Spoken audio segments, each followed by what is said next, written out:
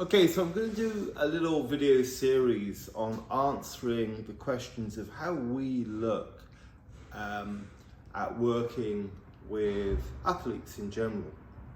Okay, and what I see, so I asked a question on who's the best in S&C and MMA, and that I had a lot of different responses. And this is in answer to a question I was asked by Pete Williams. If you don't know who Pete is, he's one of the top functional medicine guys in Europe. He's also an excellent coach in all things physical. Okay, and he asked me for my top 3 bullets. Well, the first one that I want to talk about is a lack of practical alignment, and this is what I see. Now I'm going to take one example. So we're going to look at the uppercut. So, and this would relate to boxing and MMA. So first of all, with the uppercut, we look at how, so I'm talking about working with professionals. So I'm currently working with a professional who's going to be defending one of his titles very shortly.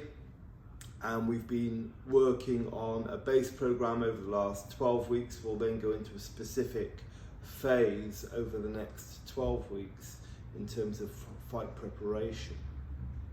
So the first thing I've got to look at is his technical component in terms of how does he like to throw his punches with the uppercut. Is he using his hip to generate power? Is it mainly just shoulder? Is it just a withdrawal from the opposite side, or is there a lack of withdrawal from the opposite side? Is the joint angle very open or quite closed at the elbow? And we look at numerous fights and we look at how he likes to throw that. I also look at video footage of him working both the bag and the pads to determine what he is actually choosing rather than just what he thinks he is choosing. From that, I gauge how powerful he is, because if anything was taught to us from the weekend with Canella and Saunders, power is a big part of the equation. And I look at how I can enhance the power. In other words, what's the bit that's missing, which is going to be the easiest skill for him to pick up and the quickest for him to add to his power. Now, a lot of times that can be alignment of the head, it can be alignment of driving the hip through, or the withdrawal of the opposite shoulder into the shot.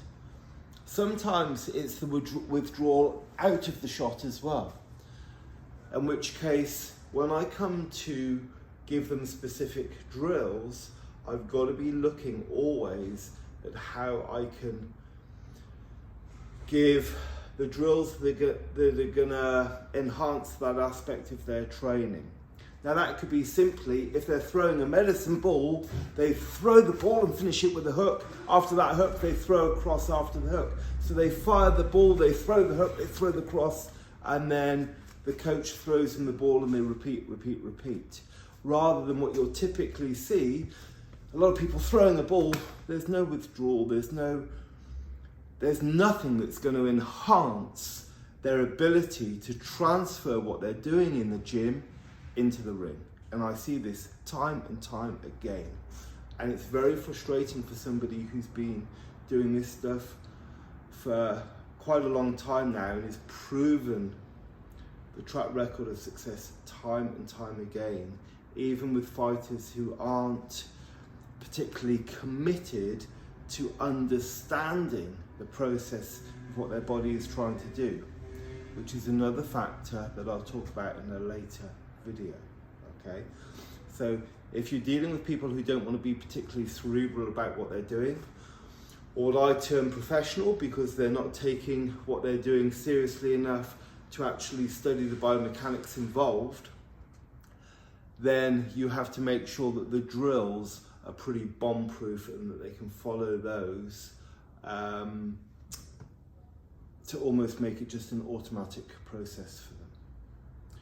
So this idea of alignment is key, and they must understand the alignment from what they're doing in the drills to the ring, to how their body aligns to throwing these various shots, and where they must finish every shot just like the finish of every rep you do, okay? From what I see from a training perspective, I see a lot of people training sagittal plane for the ring, which is completely pointless once you've developed a base of strength, okay? And if you're dealing with strong people who are still training sagittal plane, then you're really wasting your time, or you don't know what you're doing as a coach, okay? So there's a few little ideas to go away and play around with. I'll be doing a 1-day course purely on developing strength and power for young athletes, which is going to be geared around contact sports. It'll only be open to 6 people because that's the biggest group that I'm training from now on. If this has got your taste buds going, then you know where to look in the future.